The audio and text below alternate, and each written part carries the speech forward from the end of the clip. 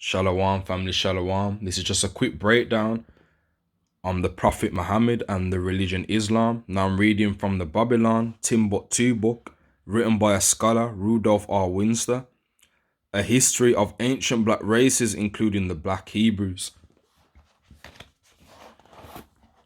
The birth of Islam. I'm only going to read my highlighted points because I want to get straight to the point.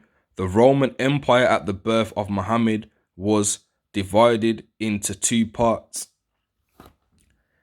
With the defeat of Jewish and Christian power in Arabia, the stage was now set for the rise of a new power on the world scene. This new power was Arabia.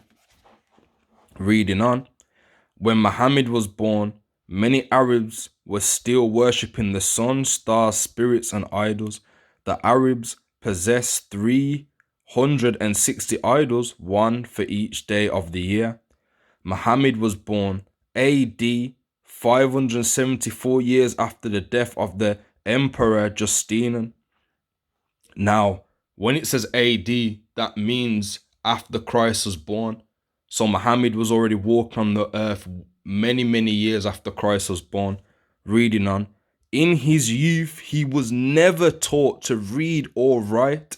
So the Prophet Muhammad growing up, he was never taught to read or write. Reading on. On his business trips, he met Jews, Christians, and members of other sects. Now, on his travels, he ran into the Jews and the Christians. Let's keep reading.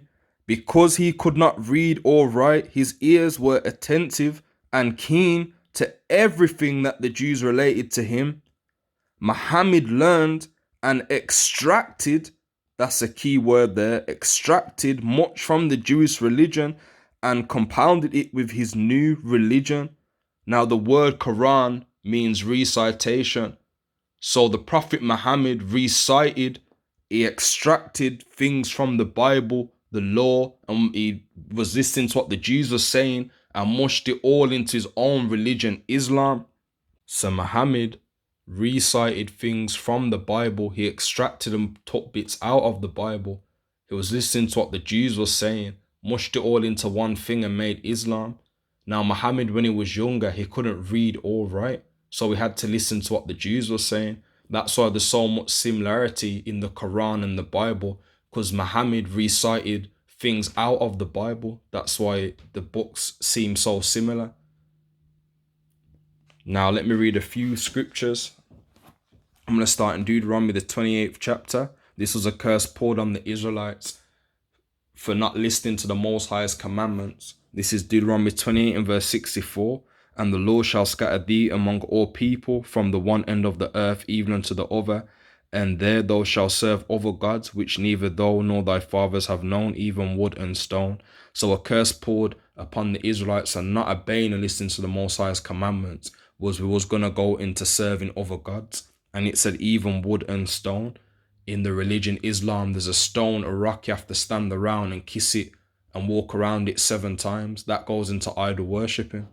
Now I'm going to get a few more scriptures. Let's go back into Deuteronomy.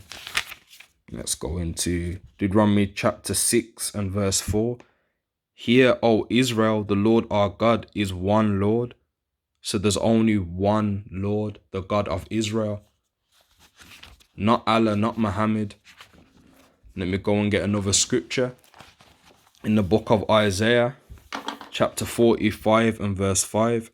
I am the Lord, and there is no one else. There is no God besides me. I greeted thee, though thou hast not known me. So the Most High is saying there is no other God beside him. There's only one God, and that's the God of Israel. Family, I hope this was a good video for some edification on the religion Islam and the Prophet Muhammad. Shalom, family, shalom.